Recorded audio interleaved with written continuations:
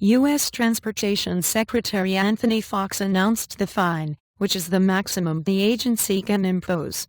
Other investigations into the automaker's handling of the recall are being conducted by the federal government and could come with more severe punishments. And it was unclear how those additional probes might be influenced by Friday's actions by the Obama administration, especially after Foxx declared, "What GM did was break the law. They failed to meet their public safety obligations." And the ignition switch defect was originally noticed by the largest U.S. automaker more than a decade ago. But the first recalls began only in February of this year, despite years of consumer complaints.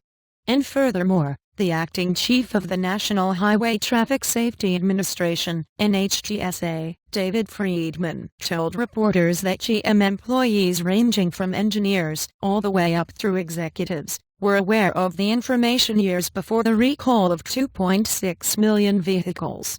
And he did not name the executives, and said there was no information that Chief Executive Officer Mary Barra had earlier knowledge about the problems.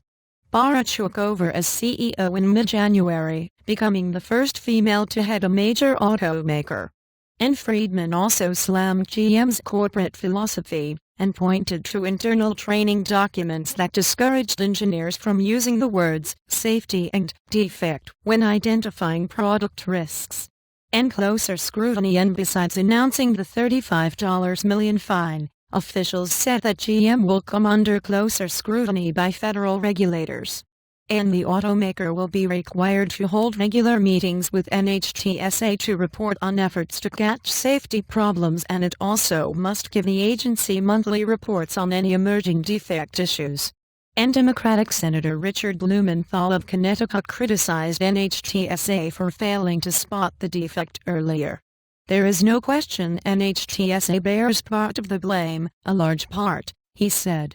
And the faulty ignition switches on Chevrolet Cobalts, Saturnians and other GM vehicles can cause their engines to stall, which in turn prevents airbags from deploying during crashes. Also, power steering and power brakes do not operate when the ignition switch unexpectedly moves from the on position to the accessory position. And the fine is far from the end of GM's problems. And Congress, the Department of Justice, the U.S. Securities and Exchange Commission and several states are conducting their own investigations, and GM's internal probe is expected to be completed within the next 2 weeks. The company is also weighing whether and how to broadly compensate victims. And Carl Tobias, who teaches tort and product liability law at the University of Richmond School of Law, said that while the NHTSA probe is separate from the ongoing criminal investigation, "I think it plays back on the DOJ investigation, and I'm sure they will take it into account."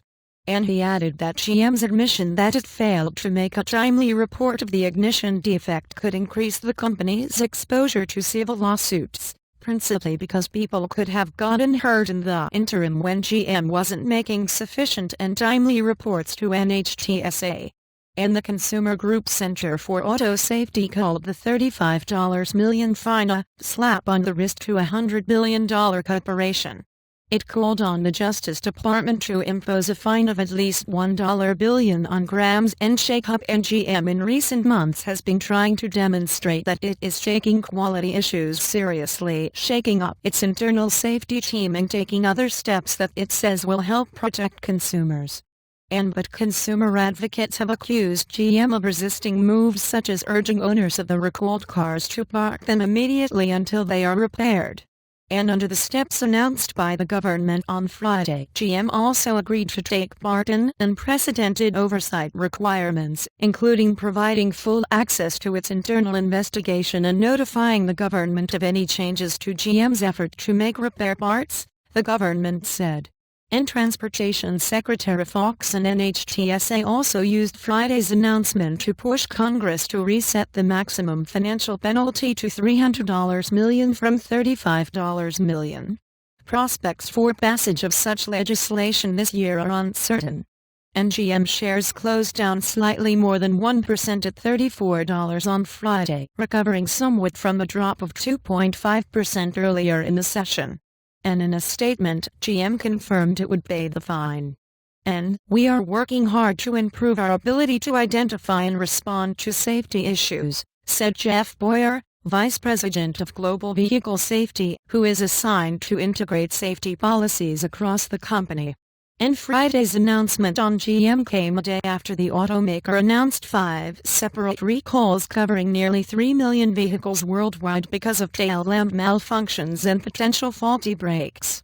And, reporting by Ben Clayman and Bernie Woodall in Detroit, Richard Cowan and Eric Beach in Washington, and Jessica Dye in New York, writing by Susan Hebe and Richard Cowan, editing by Bill Trott, Gary Van Hall and Matthew Lewis, and back to top. And Thomson Reuters is the world's largest international multimedia news agency, providing investing news, world news, business news, technology news, headline news, small business news, news alerts, personal finance, stock market, and mutual funds information available on Reuters.com, video, mobile, and interactive television platforms.